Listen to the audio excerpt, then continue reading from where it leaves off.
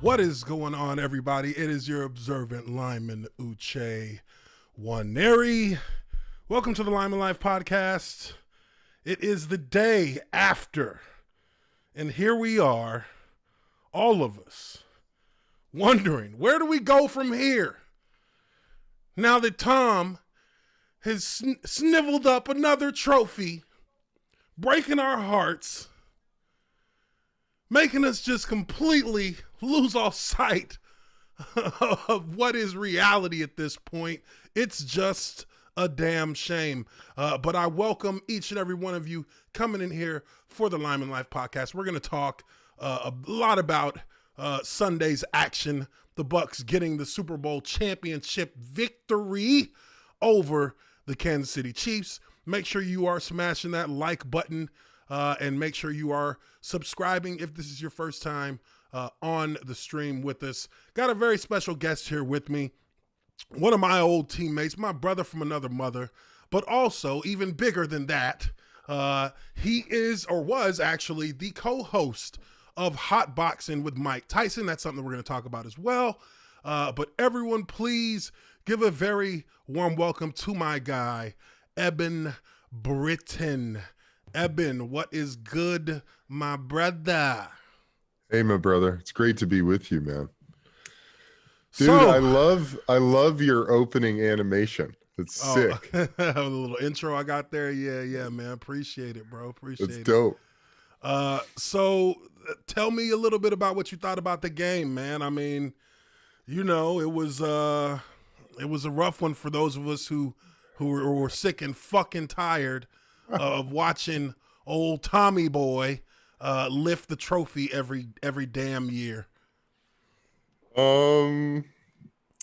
First of all, when people would ask me, Eb, what do you think is going to happen in the Super Bowl? I would say the Chiefs look unstoppable, but you can never count out Tommy. I mean, for me, dude, I was getting pretty sick of seeing the Patriots do it.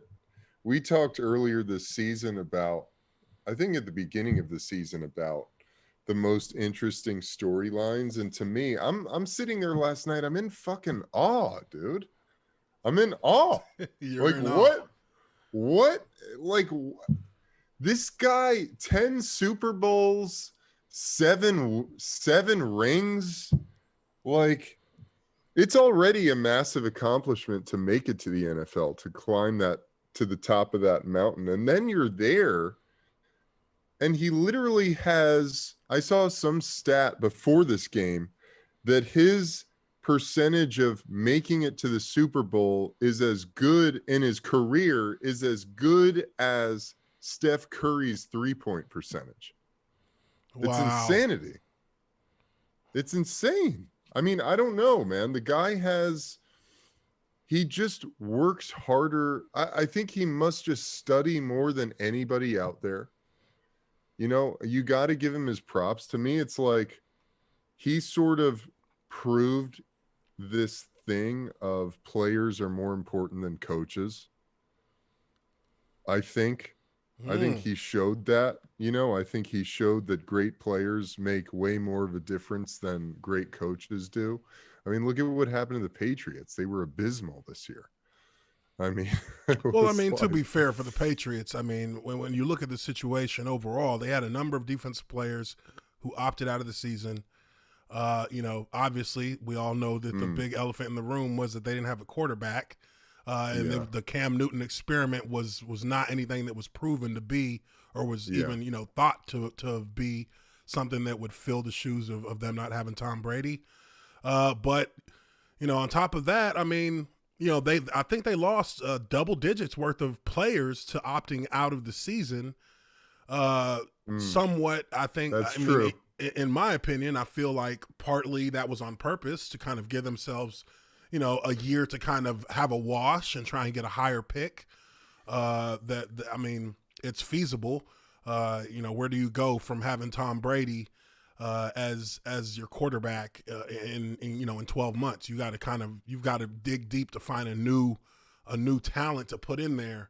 But no, I think that you are right in saying that this does kind of put to rest that entire question of, Was it Belichick or was it Brady? Because, we see this Buccaneers team, a team that has a system that is by no means an easy offensive system for quarterbacks because of the many different option routes, which I think they pulled some of that out of their game plan after the first few weeks of the season, because I don't think that Tom really was feeling a lot of those option routes that they ran throughout the time they had Jameis Winston. Now, the thing with Jameis Winston was, yes, he threw 30 touchdowns, but he threw 30 interceptions. And about 18 of those interceptions were due to the actual system and the confusion that it can cause between the quarterback and the receiver with the option routes versus different coverages. And some breakdown videos that kind of went through each of those picks, I think about 16 or 18 of them were on the system, not on the quarterback. It was just a situation where the quarterback thought that the receiver was going to run one route, and the receiver ends up running a completely different route, and he just throws the ball to defenders just waiting, and it makes and that makes him look like he's bad. Now, all that being said, Tom Brady comes into the picture. He gets the coaches on the same page with him. He gets the team on the same page with him. And, you see this team just start to kind of ascend going into that second season with the playoffs. And, I mean, these guys played 3 straight road games to get a chance into the Super Bowl. That is, when you can do that, that is almost, a guarantee that you come in with the momentum you need to win the championship. I felt like, as much as I hate Tom Brady, I have to respect it. Because, I mean, the trophies speak for themselves. You can be mad all you want, but the trophies still speak for themselves. I mean, I think that there really is a mentality that he has that he brings with him to any team that they actually take on his mentality, and that makes them a better team for it. So, I hated. I mean, it broke my heart to see Kansas City struggling out there. We got Andy's over there. I saw Andy at the start of the game before the national anthem. They had the Chiefs coaching staff lined up, and there's Andy right there. I'm over here like, come on, let's do this shit, Andy, let's do it. And and it was rough to watch them go through it. But I think it's safe to say that we can assume that the Chiefs will have another shot at this again next year. All things considered. I think so. I think that one thing that a lot of people aren't talking about, which I think was the true factor in the game, was the O-line for the Chiefs. The O-line for the Chiefs was devastated going into this matchup. I mean, they lost Schwartz early in the season to a torn ACL, and then they lost Fisher to a blown Achilles at the end of the end of the Buffalo game, towards the end of the Buffalo game, or 2 weeks ago. Yeah, 2 weeks ago. So, this effectively changed 3 positions on the offensive line, because you had to move your right tackle to left. I'm sorry. Yeah. You had to move your right tackle to left tackle, left tackle brutal. To right guard to right tackle. I mean, it is like, what the fuck? That's brutal, dude. Right before the Super Bowl? Oh my God. Right before the Super Bowl, dude. Like, ridiculous, right? Like, that shift from right tackle to left tackle, that's not fucking easy at all. It's not, dude. Shifting from right to left. I mean, I remember my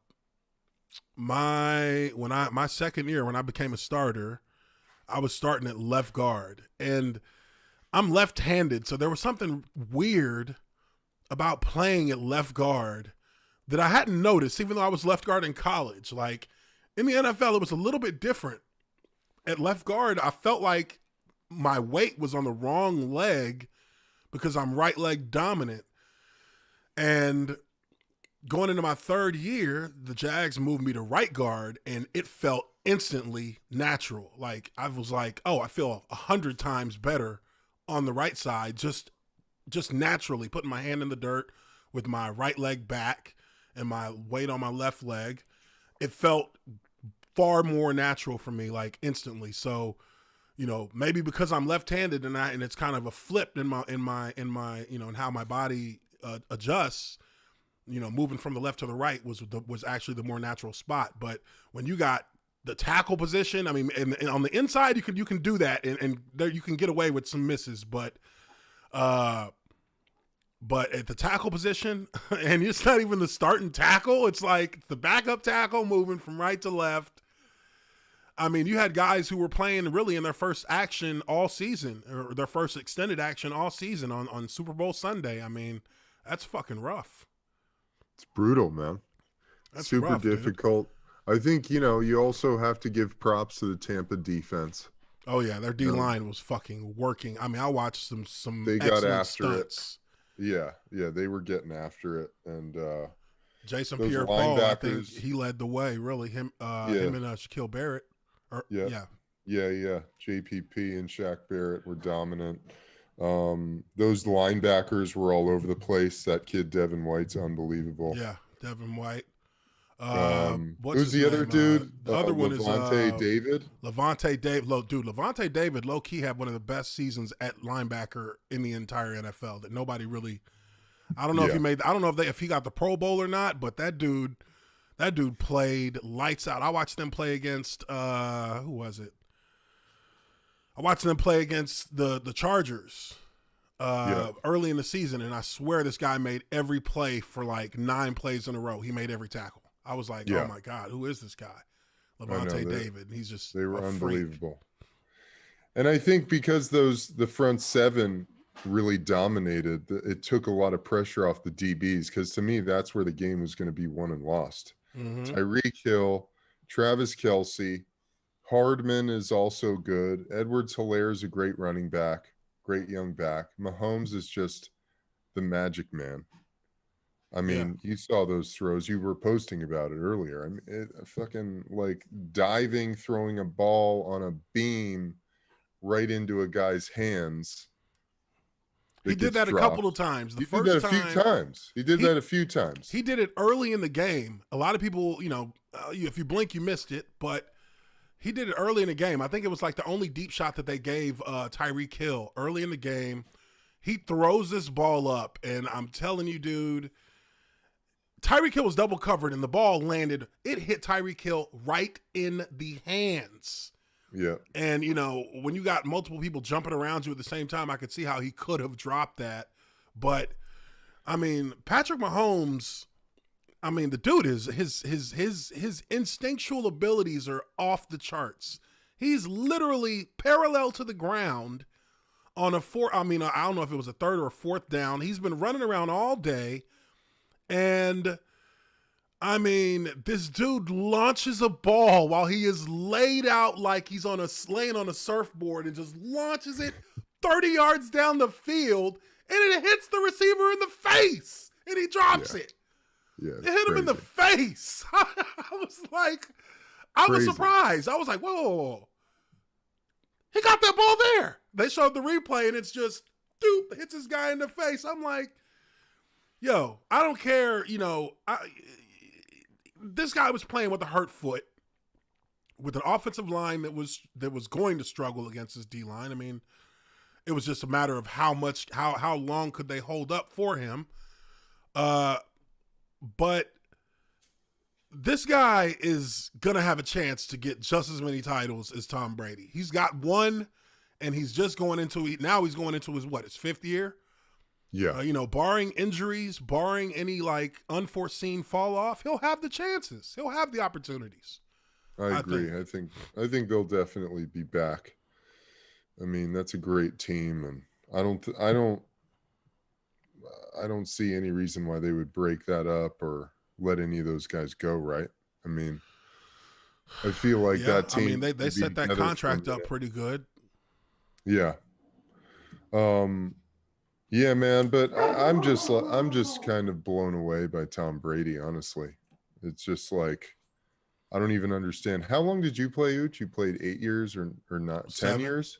7 years. I played 6 years. The dude's played 20 fucking years.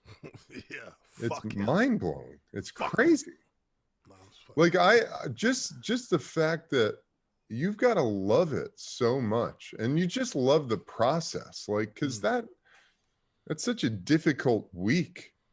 Yeah, Forget about yeah. the games. I mean, the weeks are just Hmm. so hard. It's a grind, and I'm sure Tom has it.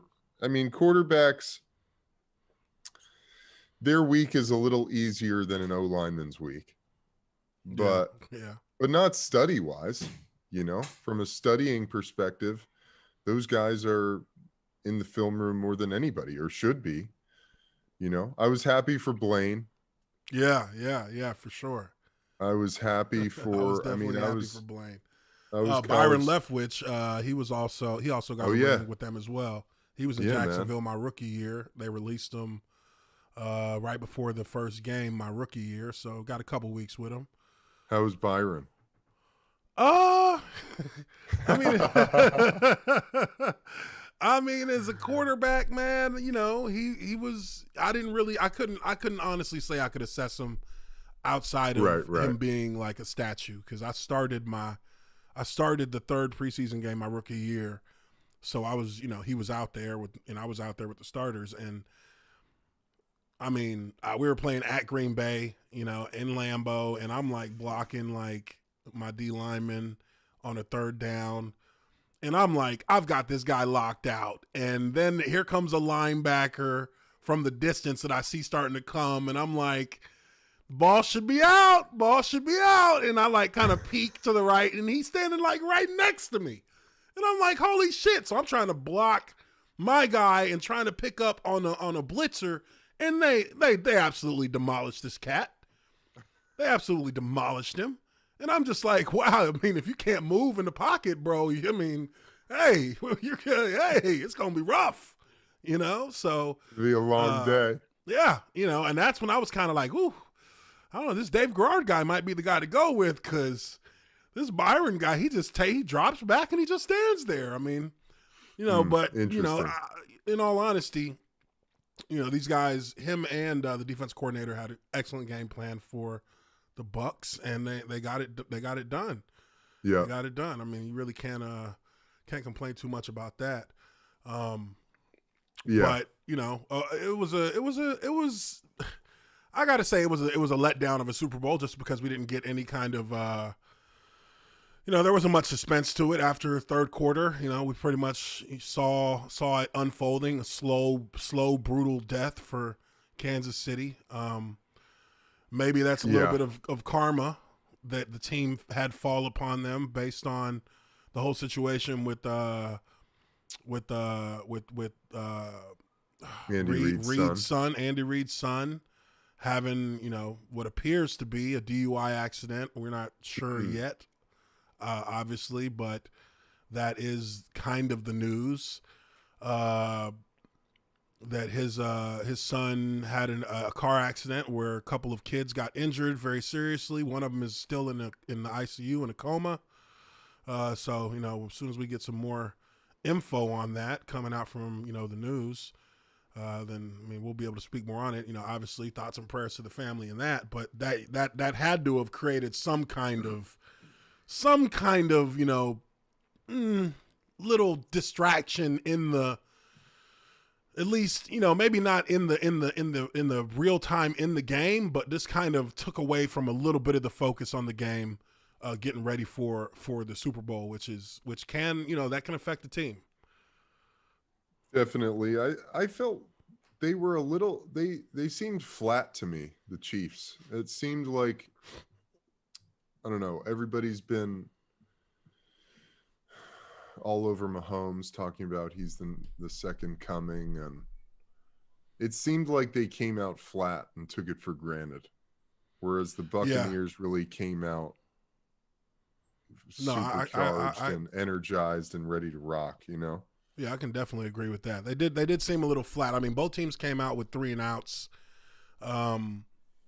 But it looked like Kansas City was about to start getting things going on their I think on their second or third drive. I think the second drive maybe. When they got down and got that field goal, but most of that drive looked like, okay, here come the Chiefs. They're about to start rolling. Right. So we're going to see if this is going to be a shootout or not, but it just never happened.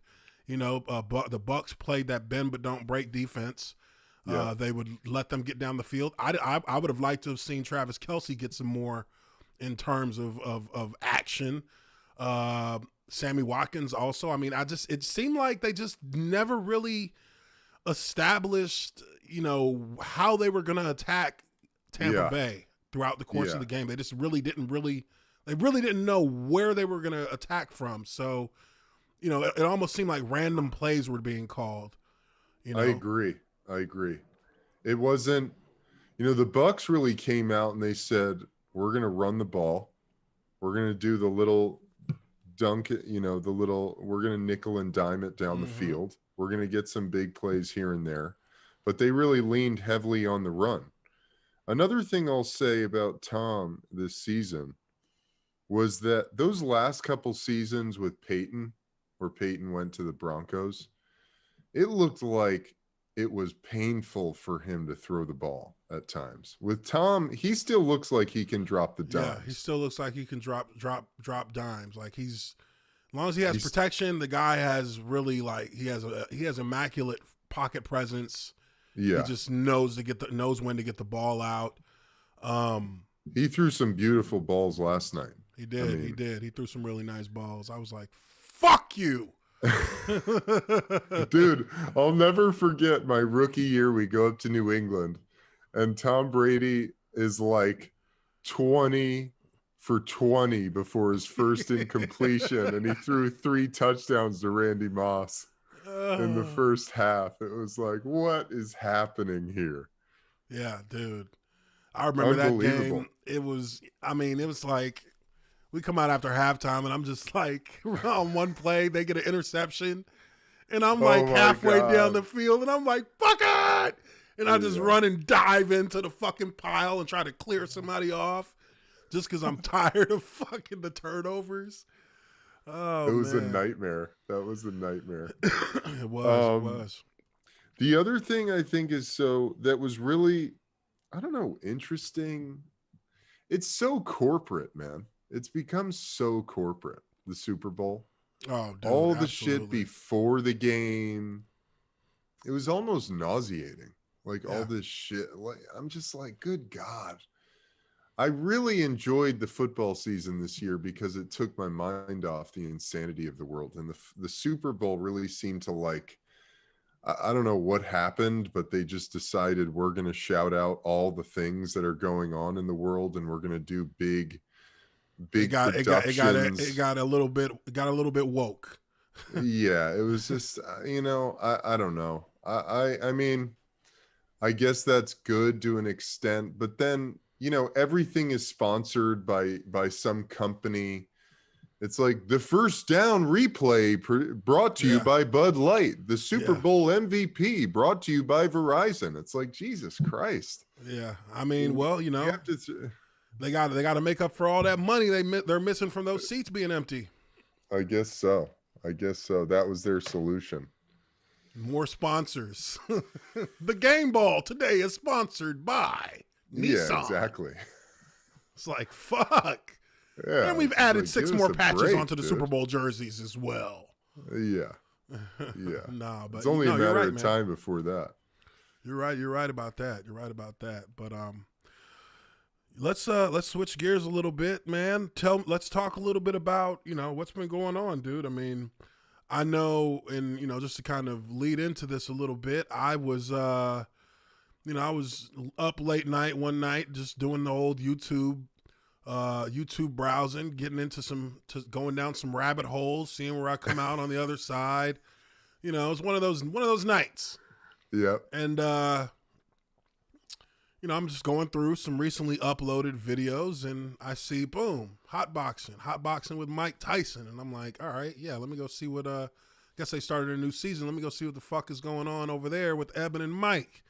So I detoured to the left, and hop in there and I'm watching the video and I'm like, who the fuck is that Jeremy Piven? I'm like, hold on, wait, maybe maybe this is like episode 14 or some shit, and Eb might just be taking a week off for a vacation or something. And I go and I look through the comments section and I'm just seeing the same thing in the comments. Where who the fuck is this guy? Everybody in the comment section is like, who's this asshole with the fucking male pattern baldness? Like, get the, where's Eben? Where's Eben? And, the more I went through more and more videos, I saw more and more of a cry from the audience for Eben as the co-host, and I was pissed too. I left messages on a couple of them. I said, "You motherfuckers, that was my teammate. How dare you? How dare you? Nobody give a fuck about Jeremy fucking Piven. Nobody cares about him. He hasn't been relevant since fucking Entourage. No one cares." I love that, dude. I love that. Yeah, I was shocked. I was fucking shocked. I was like, what is this? I mean, this isn't even hot boxing with Mike Tyson no more. Mike don't even look like he feel like talking to these motherfuckers. Like, Mike is sitting there like, yeah.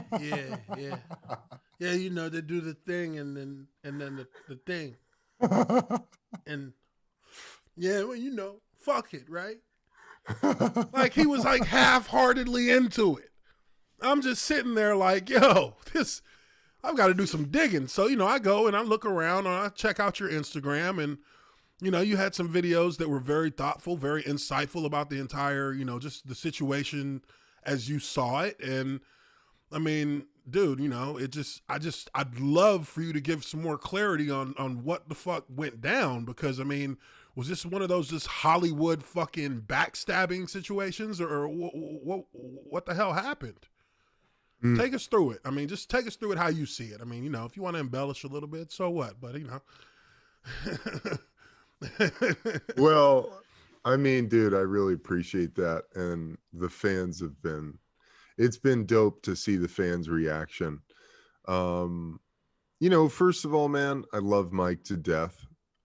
We've really cultivated a very bizarre but real bond over the last couple of years.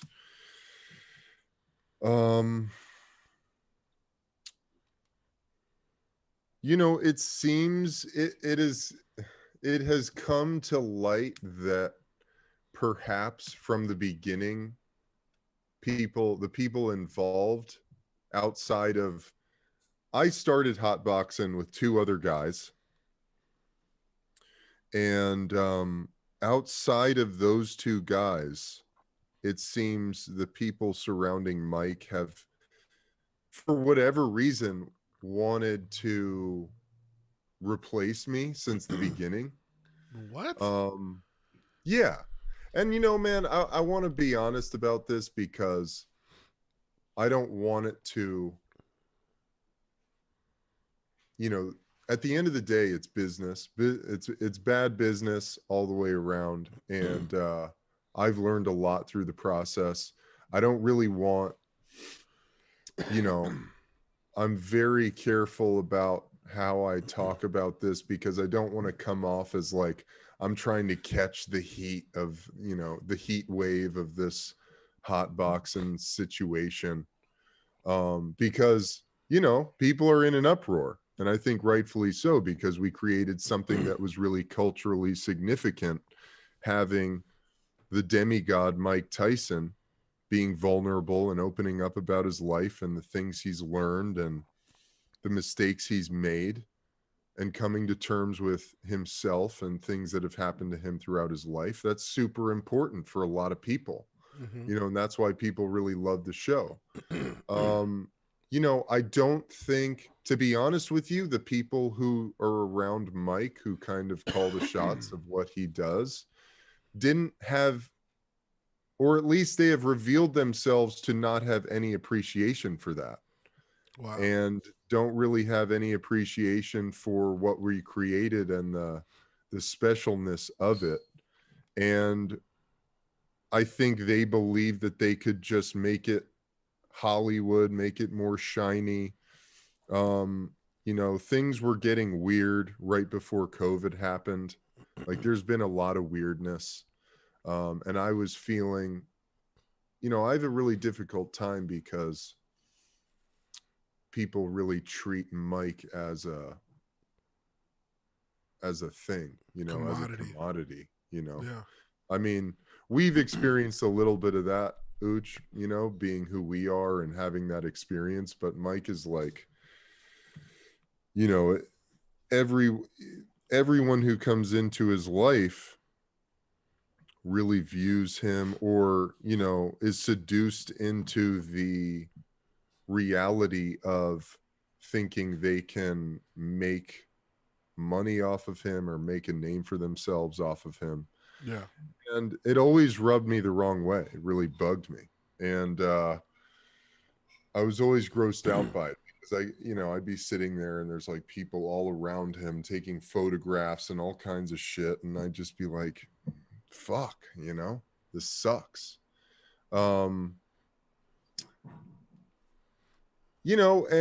And things got weird before COVID. COVID was kind of a good opportunity for them to stop the production. They really honestly pushed out everybody who created the show. Wow. And hired a whole new production team who I communicated with, who was actually super cool. And they really, were hopeful to have me there as the co-host. But as the business negotiations started taking place, I can't even really call them that. The email exchanges that went back and forth between us were so absurd, like you wouldn't even believe it. And it showed how much they could have really given a shit whether I was involved with it or not. And man, I'm excited about building my own thing, doing my own podcast. I'm writing a book. I'm creating really dope content that I feel can really help people, and that's what I'm most interested in. And I don't want to put out into the universe that I want to be surrounded by people who don't appreciate me. Yeah. At the end of the day. So It's a bummer because we created this thing, and honestly, I mean, maybe one day they're gonna have to change the name because it's really not their show to, yeah, I feel obviously like with Mike Tyson being a part of it is one thing, but there's a handful of people who really created that show that aren't involved in it anymore. And it would be one thing if it was just me, like they fired Eb, fuck it, we want to go bigger. We need a star to sit next to Mike. they picked motherfucking Jeremy fucking Piven. Well, that who says the it fuck all, is he? But then at the same time, there was just no appreciation for the fact that I made Mike feel really comfortable to be himself and to open up and to be honest. And that's why the show was so beautiful. Helped you two had a great connection, a brotherly connection. I mean, it was obvious. And he found, and I watched a ton of the episodes when we first when me and you first jumped on first Lineman Life podcast, a year and a half ago.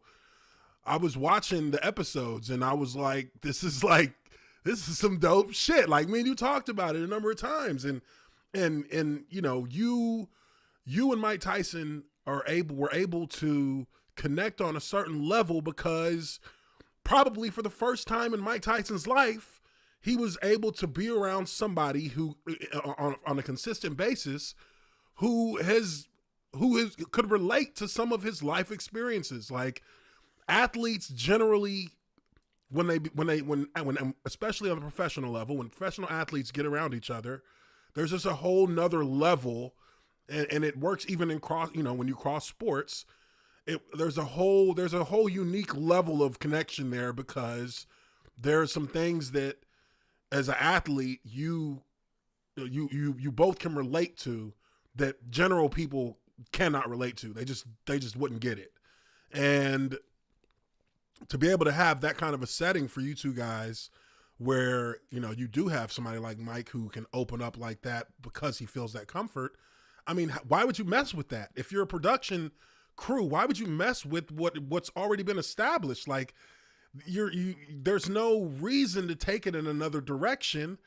And obviously now they're seeing the backlash from that with the reaction they're getting from the fans. And I mean, dude, I've seen videos on YouTube that have been ratioed to hell on the new season because it's just simply because you're not there. Simply because you're not there. And let me see if I can. I won't try and do it right now because I'll probably fuck something up on this. But yeah, there's a ton of videos. There's a ton of videos. It's amazing. And while we're sitting here, let me pull up a couple because I know that, and I'll probably have to switch scenes on this Streamlabs, but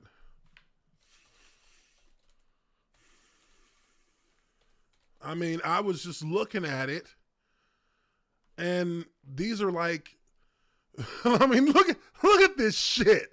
The videos are like now just 60%, 68%. Like the likes on the new seasons, they're collapsing. And I'm gonna share this here. Let me share it real quick so guys can see it. We'll come back to you here, Eb. Give me a sec. But you know, you can see these here. You know, these are videos that, you know, you got Bill Burr and I cannot heard. This is at 68%. That can be literally trying to figure out the operating system on my phone. Yeah, it's pretty, it's overwhelming. It's humbling. So I kept going. Like, look at this fucking douchebag over here. Who the fuck is this guy with the hair plugs? With the cigar in his hand. Look all this shit. I mean, come on. Look all this shit on the table. Yeah, it's crazy. It's crazy. I mean, honestly. Hey, man, nothing can last forever. I mean, but these guys fucked you. They fucked everybody who helped build this entire vision. Like, they've taken over it. You could put it that way. They've taken over it. I mean... Yeah, that's bullshit. Yeah. Hey, man, but you know what was really interesting about it? You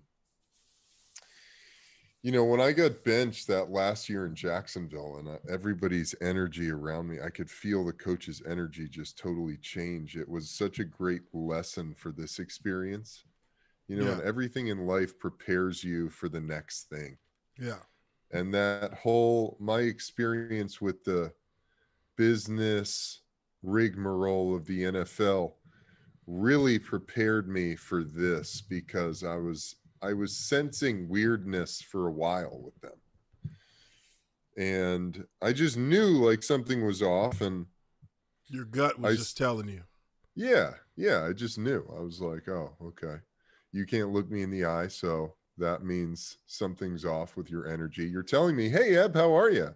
Good to see you. But your energy and your body language is going, oh God, Eb, don't see the truth. Yeah. Don't look at me, Eb. Eb, when you look at me in the eye, I know you could see right through me. So, hey man, it was a lot of fun. I'm really proud of what we created. It's going to be the springboard for a lot of really dope shit. I'm in the process of getting my YouTube channel rolling, and my podcast. I'm writing my book, The Ebb and Flow: Basic Tools to Transform Your Life. I'm doing a lot, man. I mean, I'm excited about things, you know. It was a lot of fun. Dude. Great lessons from there. But you know, it's time to move on. It's a bummer for the fans because it was really a special show that we created. But hey, you know. No, I hear you, man. You have the right perspective on it. Obviously, I mean, shoot, dude, we've been through those kind of things where you got to deal with some disappointment, but you know, it is what it is, right? Have you been able to get in contact with Mike and talked to him, about it? Did y'all have a conversation about it at all or anything like that? No, dude. What? I never had Mike's info. They always kept me at a distance. They always kept me, from being able to really connect with him like that. So unfortunately, I went back there, I believe it was just before, it was the first week of December. It was after Thanksgiving. I went back and recorded one episode on the new set. Mm-hmm. Everything felt really weird. But it was great to see Mike. Gave him a huge hug. He was super. Eben, you're beautiful, man. Look at you. It's great to see. And I told him how proud I was of him and how he looked in that fight against Roy Jones. And but I sat down in there, and it felt like I had, my spirit has sort of moved on from that. Mm-hmm. And then the guy who runs everything sat down next to me and basically leapfrogged the question of me being paid. And I was like, oh God, I got to leave. I got to get out of here. He leapfrogged the question, are you getting paid? Shit. He'd try and leapfrog that shit on me if he won't. I'm like, no. You heard me, motherfucker. Pay me my money. Yeah. And the email negotiations are starting to make sense in my head, because I'm like, everything starts coming together. I'm like, oh God, this is fucked. I don't know what's happening here, but I can't spend another minute in here. So that was that, man. Do you have you got your YouTube channel set up yet, or what? I mean, we can drop a link in the chat. The chat's drop the link, bro. I think I put it in here. I don't know if that makes sense. I just copy and pasted the URL up there.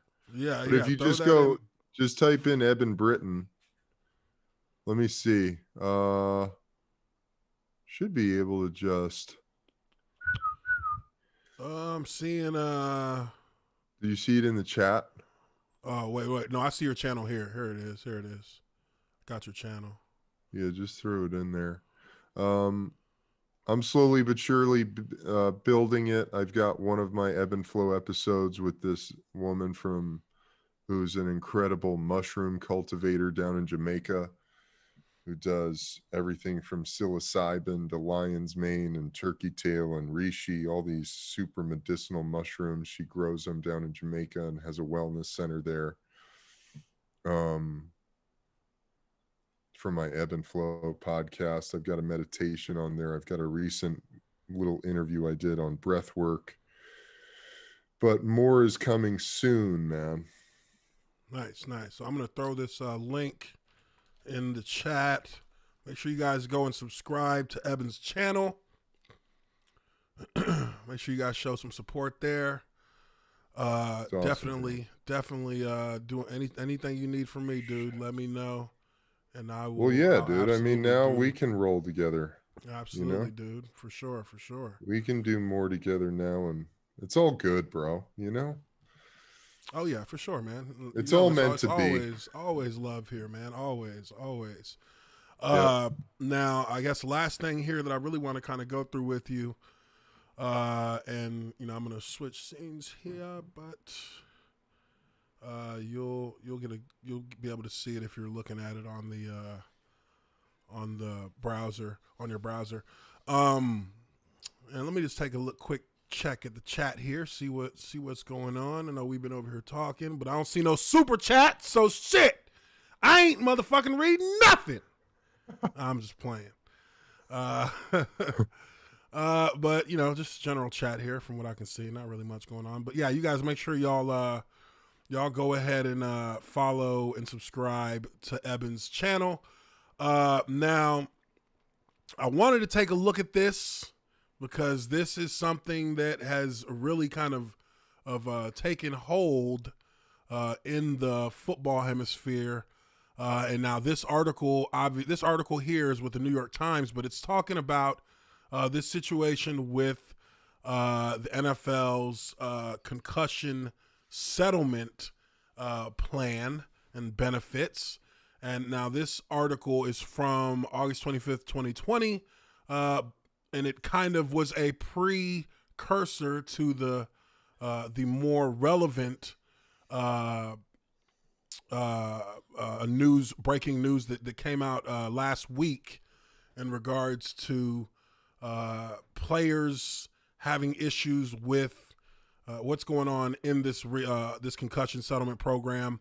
I'm just going to go through a little bit here of this first article, and then we'll go into the most recent one. It says, Black former NFL players say racial bias skews concussion payouts. The players say doctors use two scales, one for Black athletes, one for white, to determine eligibility for dementia patients. Interesting. And, yeah, this is something that I've got a lot of different feelings about, because I just feel like there's so many inadequacies in the NFL Players Association and how they handle this. I feel like there's so much that's being caught up in red tape by the NFL and their lawyers, and it is literally beginning to cost players, their lives. Guys are not able to get the kind of financial backing or financial payments that they need based on the settlement. And while the NFL has paid out a nice chunk of money, they have not paid out anywhere near the full amount that they should be paying out in regards to the concussion settlements. But it says here, 2 retired players have accused the NFL of explicitly and deliberately discriminating against hundreds, if not thousands, of Black players who filed dementia-related claims in the landmark concussion settlement reached in 2013. Making it harder for them to qualify for payouts worth as much as $3 million. In 2 legal actions filed Tuesday in the United States District Court in Philadelphia, players asked that the judge stop the league from insisting that race-based benchmarks be used to evaluate players' claims. They also asked that the scores of Black players' neurocognitive exams be recalculated using race-neutral scales that will put them on an even footing with white players. In effect, the settlement as it has been administered has a white door and a black door, says Cyril Smith, a partner at Zuckerman Spader and the lead counsel for 2 Black players who are Black, Najee Davenport, a former running back, and Kevin Henry, a longtime defensive end. Najee Davenport, that's a name that most people will probably be familiar with. Yep. He played recently in the league. And it says, although the neurocognitive tests behind each door are the same, the raw scores for black players and white former players are interpreted differently when they are converted to scores that are used to determine whether a player is eligible for payment. The allegations of systematic discrimination are the latest and perhaps most damning criticism of the settlement, which has been stung by delays, predatory lenders, accusations of fraud, and a lack of transparency since players began filing claims 4 years ago. They come at a particularly awkward time for the NFL, which has battled the perception that it has dismissed the concerns of Black players, who make up about 70% of the league's active players.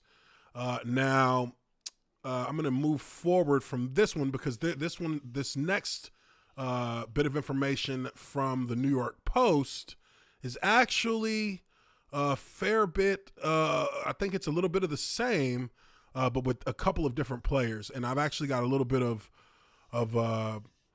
I would say exclusive information to provide on this, because there were some people who reached out to me to talk about some things when I posted a couple of tweets about this last week.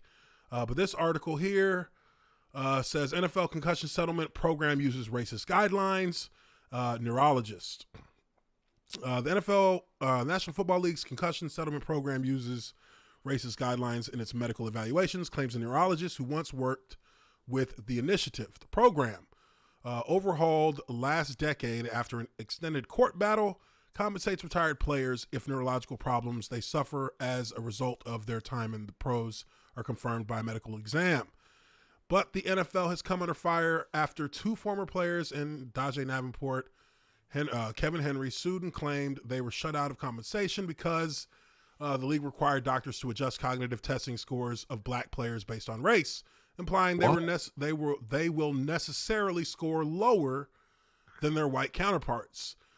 The practice called race norming is a clear example of racism, according to Dr. Daniel Cantor, a past president of the Florida Society of Neurology, who assessed former NFLers for the settlement program from 2017 to 2019.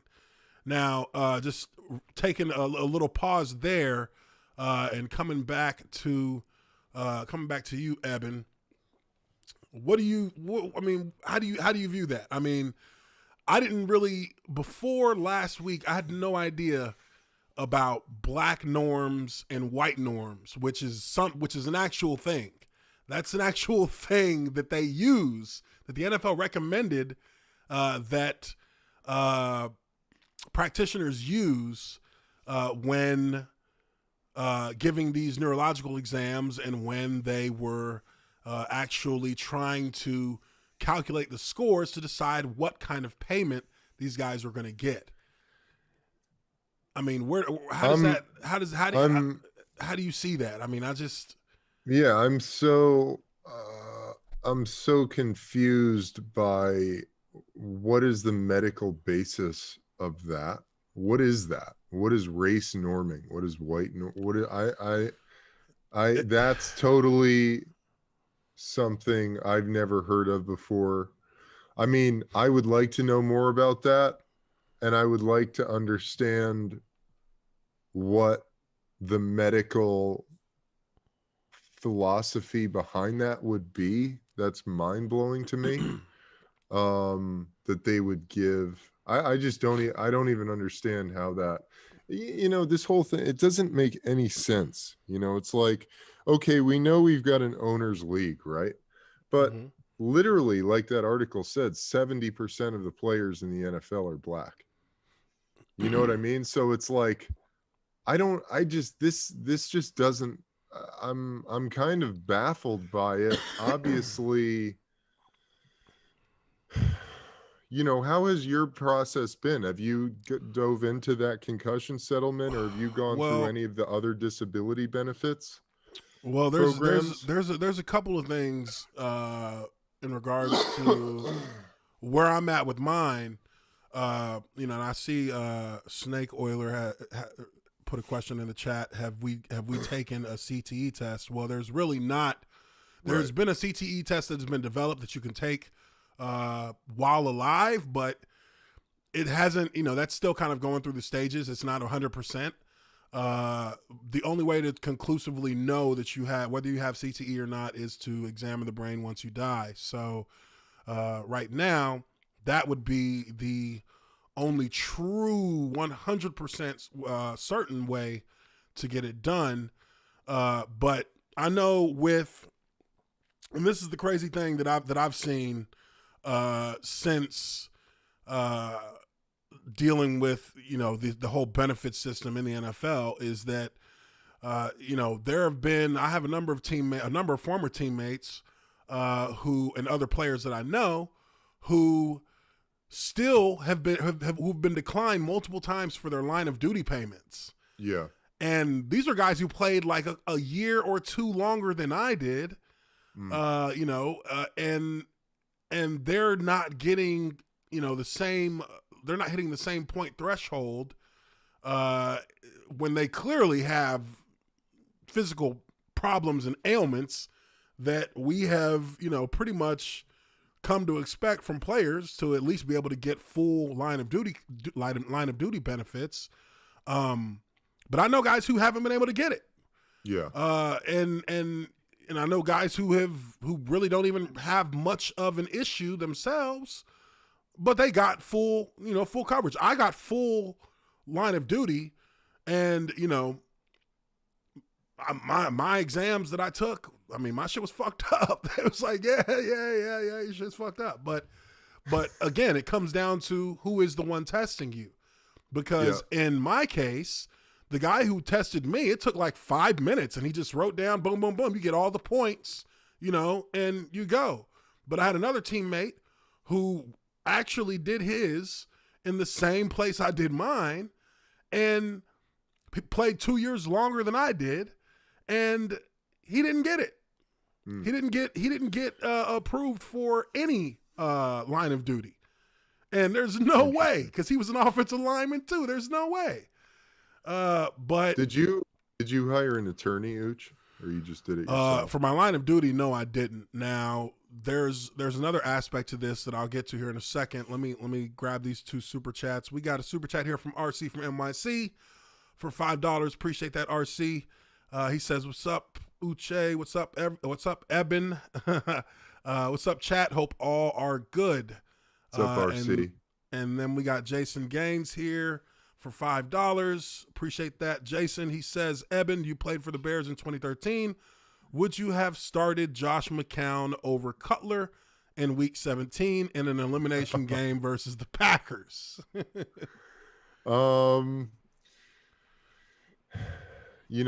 For a little background, Jay got hurt at some point that season. Josh came in and played really well. We won I think we won all the games maybe that he came in and started.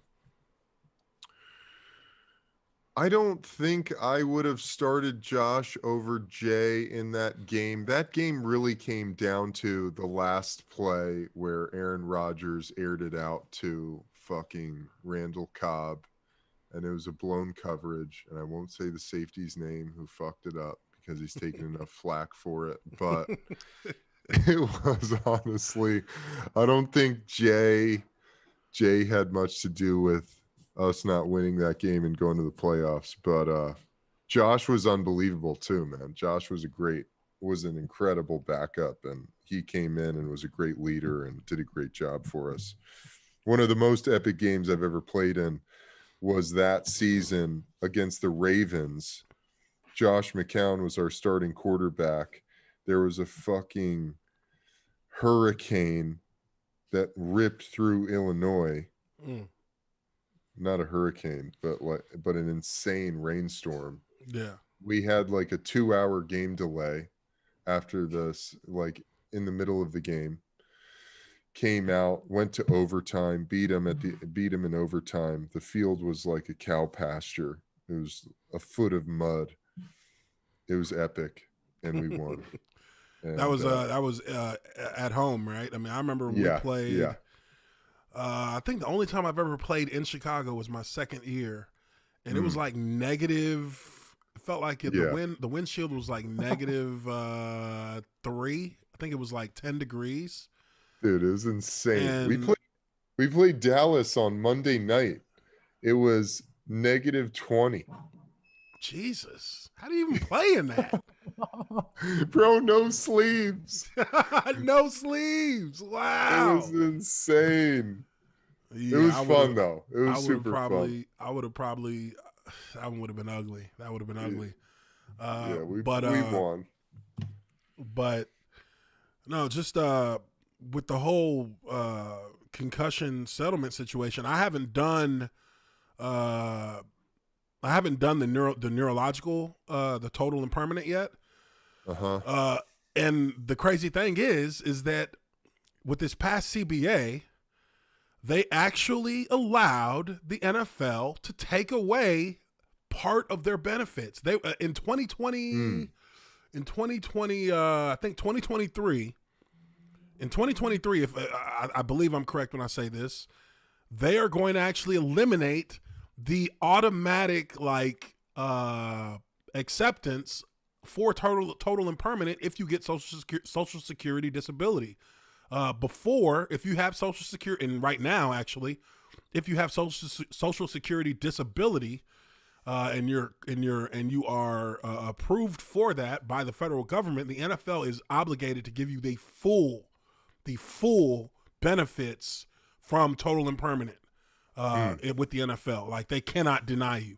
In 2023, they're going to be able to start denying you, and they've also chipped 25% of I believe it's 25% of your max benefits for line of duty and total and permanent, or the payouts are going down 25% in 2023. Like, they nickel and dimed the fuck out of players' post-career benefits and ability to access benefits, which is pretty rotten. Because does anyone in the NFLPA even negotiate for us, or they just go, okay, guys, whatever you want? Oh my God, dude! I did videos on this. I have it's videos absurd. On this where I actually have cutouts of the verbiage from the CBA that shows where, once this year hits, they're going to start taking money out of all of the benefit programs. Like, how does DeMaurice Smith allow this kind of shit to happen? It doesn't make any sense whatsoever. It means he's not a leader. It means he's being paid, or he's benefiting from these different amendments being placed in the NFL CBA. And what's even worse than that, these motherfuckers changed the CBA after it was ratified. They changed the CBA. They changed the rules after we had already signed and agreed to it as a players union. So and that's where they added in these different effects to take away benefits once a certain year hit. This was done after the vote, after the ratification. Like, that's total bull. That's illegal. Like, that feels like that's illegal. It feels like that's not something you should be able to do after you've already had a vote and you've already had that vote ratified. What's even more infuriating about this is you go to any other pro athlete, a guy who played in the NBA or Major League Baseball, and this shit doesn't happen there. Oh my God, dude. Jason Terry is one of my good friends, former shooting guard for the Dallas Mavericks. And Jason Terry went through and told me about how they do their benefits program once their career is over with. And it's not even comparable. Like, we are literally we're literally like slum kids compared to them, to what they're getting. We're slaves, dude. You know what I mean? They don't even care. They don't even give a shit. Every year it's interesting, because wouldn't you think that every time a new CBA is negotiated, wouldn't, as a players association, wouldn't we be looking to build off the previous agreement, rather than, it's always this give and take. It's always it's never a let's take what we already have and build on it. It's here's what we have, here's what we want to get, so we're willing to give you this if you give us that, because we feel like we can't have it all. Yeah. It's bullshit. And among many other things that you won't hear about, the NBA operates on a far more player-centric level than the NFL could ever hope to. And the NFL is actually, aside from this specific topic, the NFL has gotten a little bit better at that, but they're still not even in the same solar system as the NBA when it comes to how they handle players and treat their players post-career. Now, I do want to look at this real quick. This is from my Twitter, where I actually, got into this conversation with many, with a couple of different groups that actually are advocates for the NFL retired players. Now, this obviously right here, if I click on this was the video that actually, a lawsuit filed by two black former players that actually goes to the into landmark 2013 NFL Concussion settlement program, which paid eligible former players suffering from the effects of head injuries. What was the result of the claim you filed? I was denied, and we're asked to function in our daily lives like normal human beings. In its rejection of Henry's claim, the claims administrator questioned whether his performance on the test was valid and asserted that the doctor used inappropriate norms. 2 years later, Henry went in for another evaluation with a neuropsychologist. Yeah, is that about... Like, what does that mean? Are they saying that black dudes are more susceptible to brain damage than white guys, or white guys are more susceptible to brain damage than black? Is that what that's based on? That's a great question. I'm truly like not sure. I'm not sure what that means. It just doesn't make any sense to me. But let's go through a little bit more. And this is about a psychologist 5-minute video. Now, this clinician used an NFL recommended formula that took into account age, gender, education, and race, and concluded that Henry did not qualify for compensation. How did you react when you learned that there was a different standard being used for black players to get benefits as compared to white players? I felt so betrayed, and I still feel that way. 2 different systems? How can that be okay? Why should that be okay? It's a controversial practice commonly known as race norming. In medicine, it's supposed to help doctors make better diagnoses by using race to make assumptions about a patient's background. But critics say it is not an accurate tool and has no place in the settlement program. Well, okay, and I'm partially pausing here so I don't like run into the entire copyright bullshit with YouTube. But race norming, I've never heard of. I never heard of that until this video explained a little bit about what it is. Now, it's weird because this video prompted me to go back and check out a video from John Oliver's Last Week Tonight, in which and it's a video that I think is back from like 2017 or 2016, but it covers the same topic where they're talking about the techniques that doctors use in diagnosing and treating and prioritizing their patients based on race. Like they literally do it based on race. And it blew my mind because I was like, so they're actually treating people literally differently based on their race. So this is a medical thing. This is a medical thing. This is like a practice that they actually are involved in. But we'll keep going through. We got about 2.5 minutes left on it. Effect of using this race norm for the NFL is that it drastically limits the amount of damages they're going to have to pay out. It's almost the classic definition of racial discrimination, using race as a basis of denying benefits to a disadvantaged or subordinated group because of race. And now, in a lawsuit, Henry and another former player are accusing the NFL of avoiding paying head injury claims based on a formula that requires race norming. They say the practice is discriminatory because it assumes black players start at a lower cognitive level than white players. And that makes it harder for... Whoa! So it assumes that black players start at a lower cognitive level than white players. What? Wow. That's racism fucking defined. Like that's literally racism personified right there. So I know that there are people, in my audience who listen to numerous different things in regards to, the woke shit or the fucking like, I don't know, like the race swapping, race baiting, whatever, all that stuff. This is just an example of real life discrimination and racism that costs motherfuckers money, that costs people livelihoods, that have probably costed people their lives before. And this is built in. This isn't even like the NFL said, hey, let's run with this. This is built into the fucking formula. This is what they put in the formula.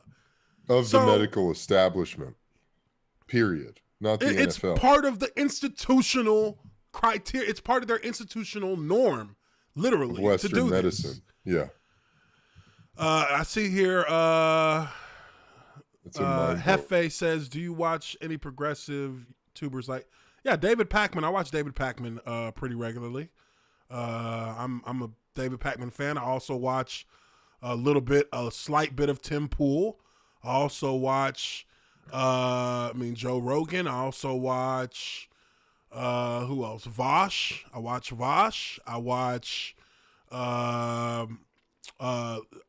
a little splash of, who's that fucker? The Jewish guy with the thing on his head. Ben Shapiro. Ben Shapiro. I watch a slight little bit of Ben Shapiro. And you know, I can actually say last week for the first time I watched Tucker Carlson, and yeah, that was interesting watching him, because you can literally point out points of entry for propaganda that he throws into almost every segment of his show. That he just drops little bitty crumbs of propaganda that really take away from what he's actually trying to say. If you're listening in between, if you're trying to read in between the lines of what he talks about. But let's go ahead and try and finish this up. Black former players to qualify for compensation. I just want to be looked at the same way as a white guy. We went out together and we played hard together. It wasn't no white or black thing. We lost together, we won together. Whenever a clinician, a neuropsychologist, tries to use something other than black norms for black players, white norms for white players, the NFL has consistently attacked those clinicians because they haven't used those black norms for black players. Explosive emails exclusively obtained by ABC News appear to show multiple clinicians agreeing with that assessment. Several neuropsychologists who work with the NFL privately discussing the lawsuit, saying they feel that factoring for race was all but required under the program. One saying if they didn't use the racial norms, there would be multiple inquiries levied at them. Wow. And I mean, that's more to it there, that they're literally putting the squeeze on clinicians to use these discriminatory norms, I guess, quote unquote norms. And that's just bullshit. That is such bullshit to me, that is literally the tactic they use to avoid paying out the right amount. So in theory, well, not even in theory, in practice, you know, you have white players who are getting, you know, and through no fault of their own. I mean, shit, they didn't know. They don't know as much as I would assume the black athletes didn't know, that, you know, you're literally being judged differently, and white guys are more often than not probably making more money or getting more in way of benefits from the program than the black players are. Which, I mean, come on, man. I mean, we're talking about guys who went out, like he said, like, you know, me and you fucking played together for years, dude. Like, it didn't matter. It never mattered to us what our fucking race was. We didn't give a fuck. Nobody, you know, that's not what guys go out there on Sundays and play for. That just doesn't factor in. You know, I've always told people the football locker room is one of the few places in all of human existence where racism 99% of the time does not exist. It doesn't exist because it can't exist in that atmosphere without destroying the entire team dynamic. You know, you're going out there with your brothers. Like, that's just how it is. Yeah. And this is just a disgrace. But, I mean, are we really that surprised? The NFLPA, the NFL, they collude and do all kinds of bullshit together.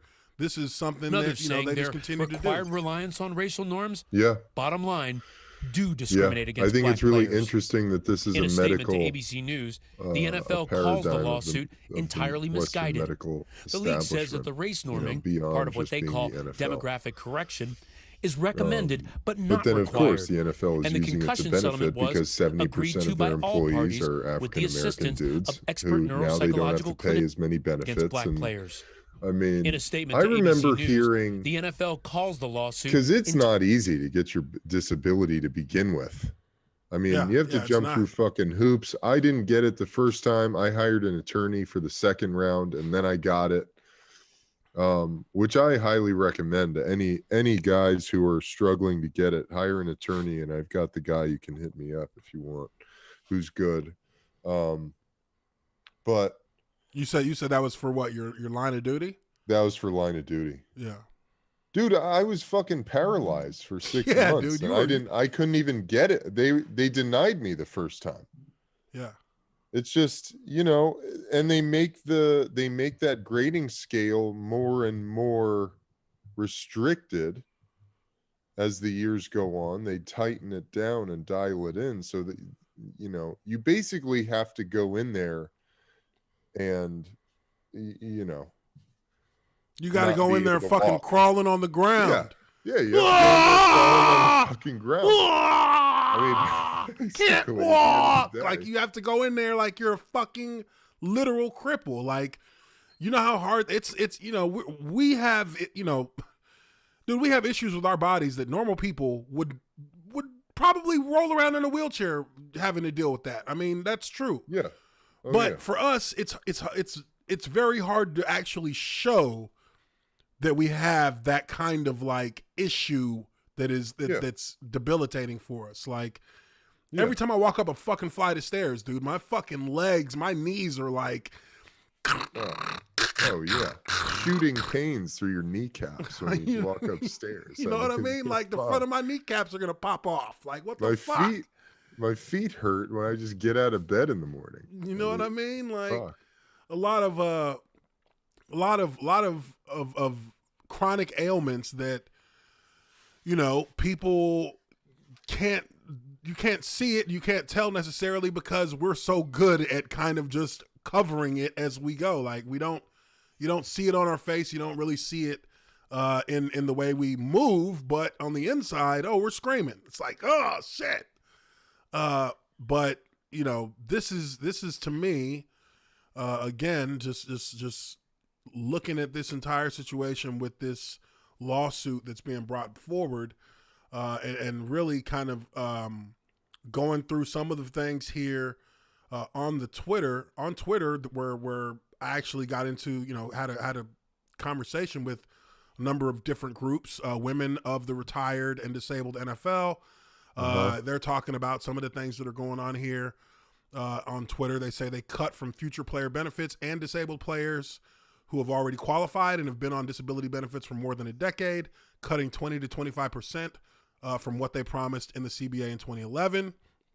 And then you have benefits huddle, which these are this is a guy who's former director of disability benefits for the NFLPA disability plan, now fighting the good fight on behalf of former players. And they say, that guy. Yeah. He says this is nothing compared to what is going to happen in 2024 when Social Security and disability is eliminated as a determining factor for total and permanent disability benefits. Applications will be denied, and disabled players already on TNP will be removed from the benefit. Like, what the fuck? Who agreed to that? Who agreed to this? These are the things that they did after.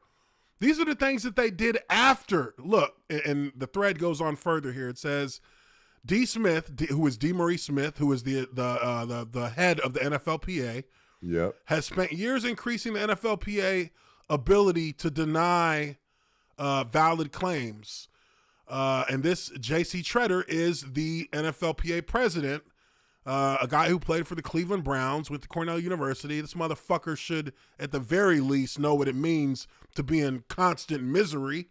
He should be trying to do everything he can for former players.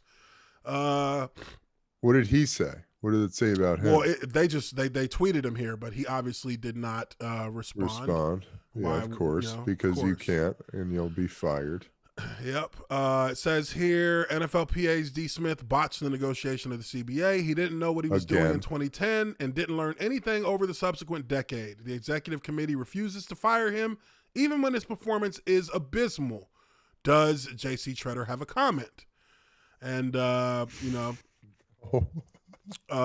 dude, what are you doing? You know what I mean? What are you doing? And it's crazy because they actually changed the rules. People don't even know this. D. Maurice Smith in the committee, the executive committee for the NFLPA changed the rules because he was actually going to be challenged by a lawyer, a civil rights defense attorney, who wanted to challenge him for the head of the NFLPA. And not only did they stifle this guy with, by keeping players from getting any information about him, but the executive committee for the NFLPA changed the rules and made it so that they would be the only ones to vote on who would be the next head of the NFLPA, taking it out of the players' hands because the players vote. So they actually changed the rules in 2018 so that only the executive committee could vote for the head of the NFLPA.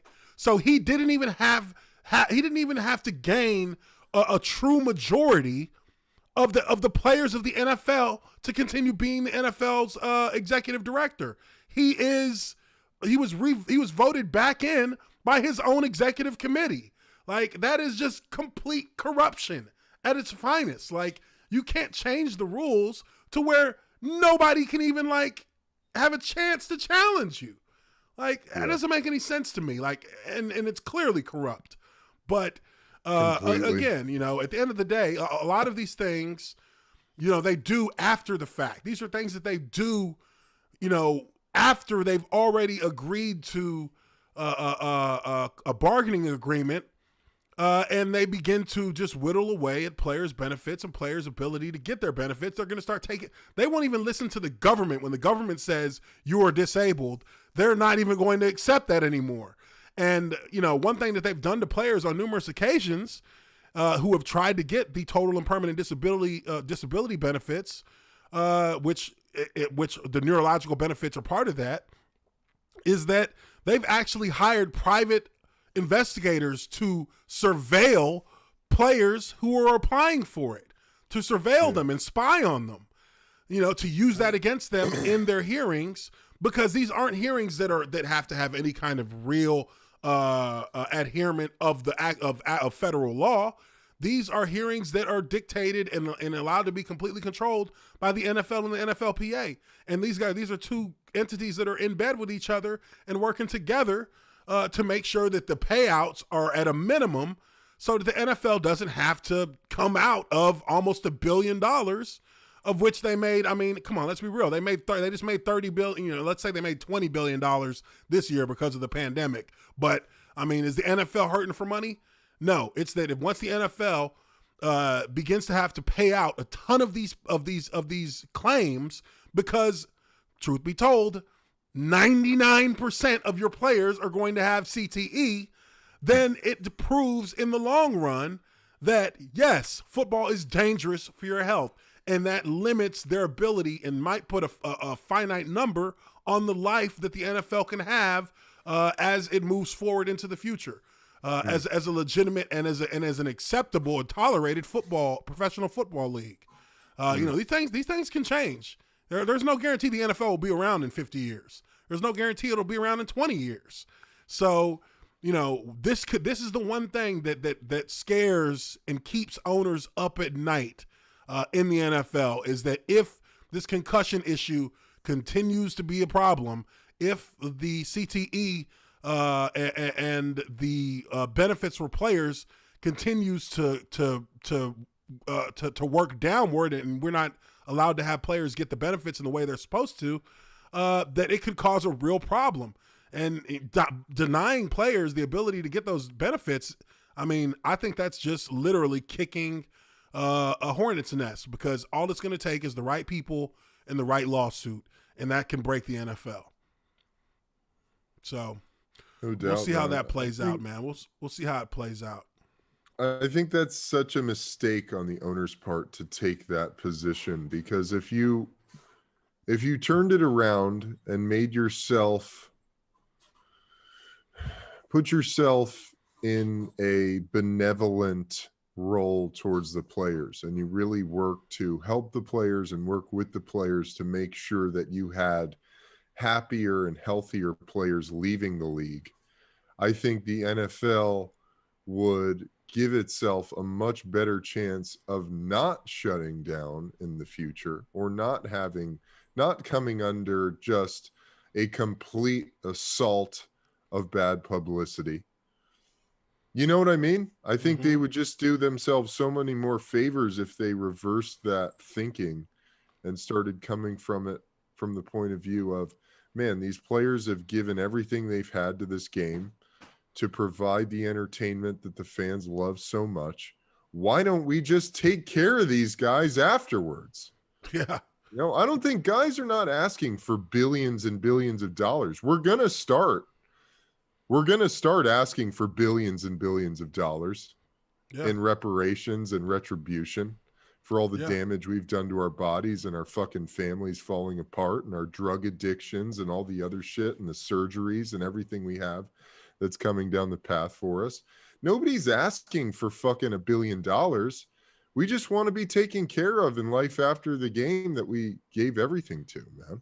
You know? I mean, that's 100% true. And I mean, it would be nice just to get lifetime health care. Oh my God. Yeah. Figure it out. Figure it the fuck out. I mean, the NBA has that. The NBA has that. They have lifetime Congress health care. has that shit. I mean, yeah, dude, it's crazy. I mean, it's crazy. Bullshit. You can give it to politicians, but you can't give it to NFL players. I mean, it just doesn't make any sense. I mean, that alone, I think, would just go leaps and bounds for the relationship between players in the league. Mm-hmm. And I mean, you know, and part of, you know, when you talk about like players' addictions, drug addictions, part of those addictions come from football. You know, part of those come from the fact that for years in the NFL, you literally had a dope pusher in the training room. You just walk in the training room and be like, "Hey, doc, I need some of those purple ones." And they'll get you whatever pills you need. You know, they drop bags of Vicodin in your locker on Saturday mornings before the games. Dude, I was selling those by the end of the season to guys who were coming around. "Hey, man, you got some Vicodins? You got some pills? You got some pills?" I'm like, shit. Trust me, I probably got them from you. You know what I mean? Like, we was dope dealing because it was everywhere. I know, you know, dude. there were pills everywhere. There were so many different Absolutely. opioids, anti-inflammatories, like, you know, painkillers, muscle relaxers, whatever you wanted, you had free access to them. You didn't have to fill out no paperwork. You didn't have to sign shit. You just went into the training room before practice, and they have a prescription bag with your name on it. You snatch that bag up, and you're on your way. How many addicts are there in the NFL that right now you won't even know about it because they're playing, you know? But when they get done playing and you know, months and years pass, and they're sitting around, and all those aches and pains and all those, you know, shifted joints that they maintain the pain with by taking pills, and now, you know, they're spending, you know, all their money on getting pills, on finding ways to numb that pain. So, you know, that trickle down of that abuse of medication is going to affect players in post careers just as much as the injuries did.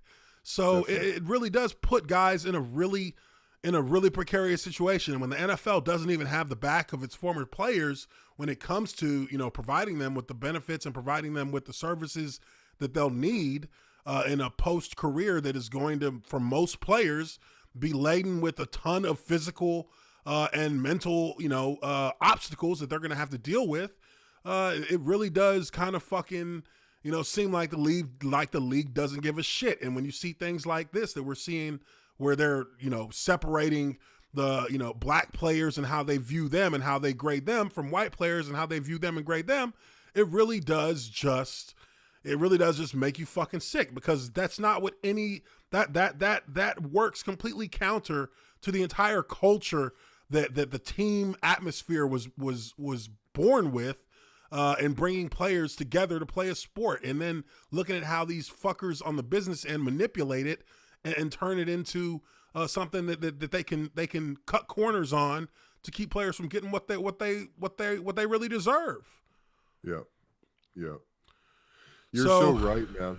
And I think that, to add to your point, I think we do see the symptoms of this, of the drug addicted NFL in the media all the time. It's just the substance use part of it isn't being reported on. You know, there's this thing that's happened recently with Von Miller coming out and saying something about his girl's pregnant, and he's like, if we have that baby, there's going to be a problem or something like that. There's been, and I would say that, and there's stuff like that all the time. Guys getting in trouble out here, guys getting DUIs, guys doing this and that.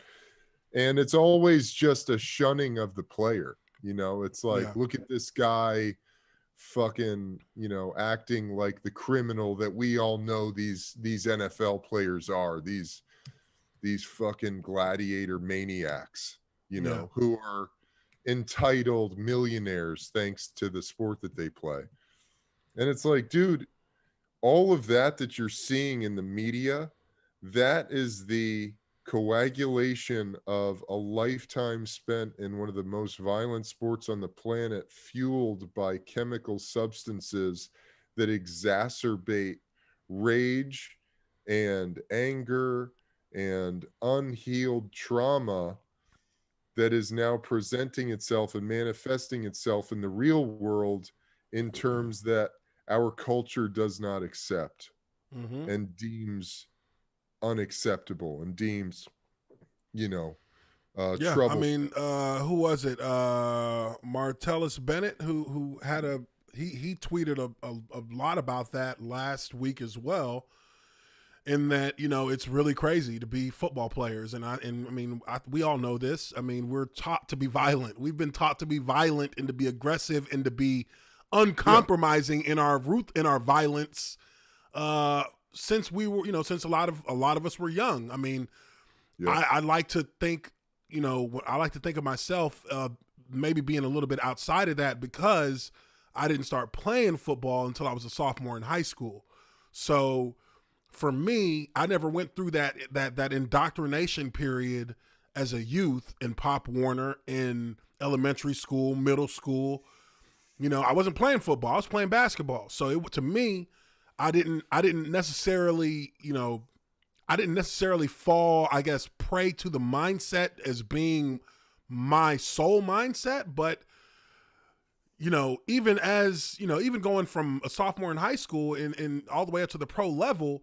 You understand what's asked of you as an individual. You are asked to be a violent, aggressive, you know, attacking individual. And, you know, for people who have been taught that kind of thing since their literal youth, that is something that's very hard to turn off. That's something that is now becomes an issue. And that's where you can see a lot of players that begin to have bipolar disorders.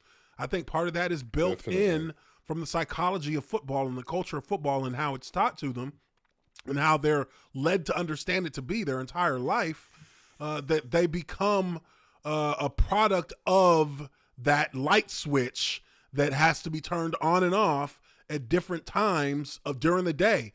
Well, life doesn't necessarily afford you a schedule as to when that light switch can be turned on or turned off.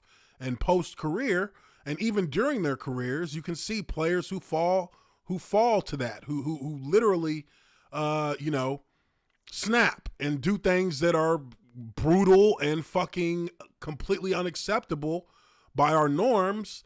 But it's also kind of, that's the monster that's been created for people's entertainment.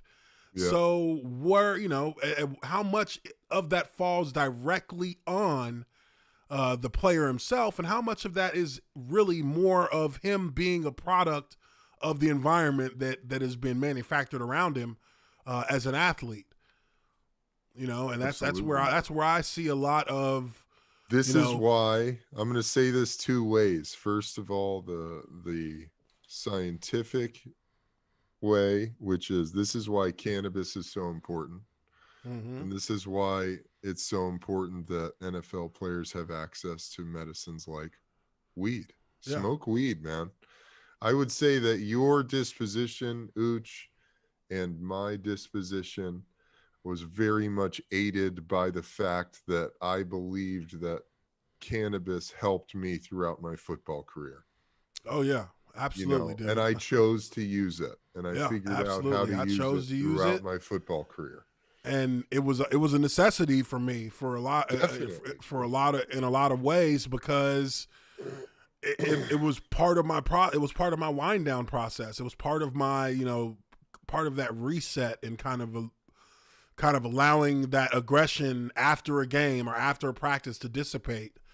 You're physically exhausted, but at the same time, you want to mentally give yourself a little bit of a break and allow yourself to kind of like soften a little bit mentally. And, weed provided me with that throughout my whole career. I mean, dude, yeah, it got to a point for me, like, especially, especially in post-career where I needed to smoke every day, like at all times, because I was still like, there would just be these periods where I would go through where I was just so highly irritable and highly on edge that I would need to smoke constantly so that I would kind of like mellow down and numb off. Like, and it was just kind of what I needed. It was what I needed. And I don't need it so much now. I mean, I still smoke and still enjoy it, but just a lot of, therapy and just, healing, just kind of dude. self-healing, like coming to understanding of who I am, coming to an understanding of, I might be a little bit crazy because of football, but that's fine. We all are, dude. I'm fine with that. I totally accept myself as a partially crazy motherfucker. I'm confident. Definitely. And I'm not gonna, I'm not gonna lose my confidence because I'm not a football player. I know a lot of guys have dealt with that where they lose their confidence. I mean, there was like losing my identity, but I found that identity. I found that purpose that I wanted to have for myself. So for me, once I got past those points, which, I mean, this is TLDR, but it took some years to get to that point, but I got to that point and I'm fucking solid. I've had full confidence in myself and who I am, and I'm comfortable in my own skin. I've never been somebody who has been, insecure, at least not insecure in accepting myself. I mean, maybe insecure in like watching like game film. If I knew it was a bad game, I don't want to watch that film. Like, fuck that. But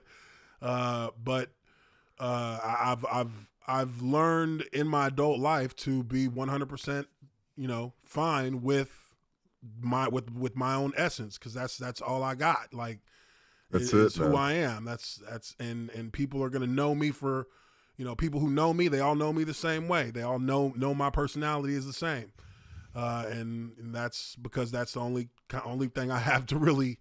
That's the only way I can portray myself. So, but that's all that. I guess we can bring this thing to a close here. Really do appreciate my boy Eben once again for coming on the podcast, dude. Anytime, anywhere. This guy's always been down. Love him to death. Make sure you check out Eben's channel. Make sure you subscribe to his channel. And you can find where else can they find you, man? I know Instagram. You've got heavy presence on Instagram. Instagram is probably my biggest platform, at EDS Britton. I'll throw that in the chat there, and then check out my podcast, The Ebb and Flow. Ooch, you got to come on. We got to do another deep dive. Hey, always, man. Whenever you want me to come on, I'm there. Yeah, maybe next week we'll get you on The Ebb and Flow. You could check that out on Apple or Spotify. And then I've started a Patreon account where I do all my meditation, movement, mindset, nutrition stuff. I still understand it. More information. Everyone in my family talks with their mouth. We are live. What's up, everybody? Did you see that thumbnail? Krista put me on a mushroom head, like a mushroom on my head. Grateful that we're buddies. Yeah. Playing it. Our friendship has and I'm eating Ryan with it in a Hold on. Where is this? No. I have the Puma plant, I'm hitting like, Ryan with it. Is this like members see it first? Yes. I'm hearing yes. something. If you want to show them. Have you seen it, Jeremy?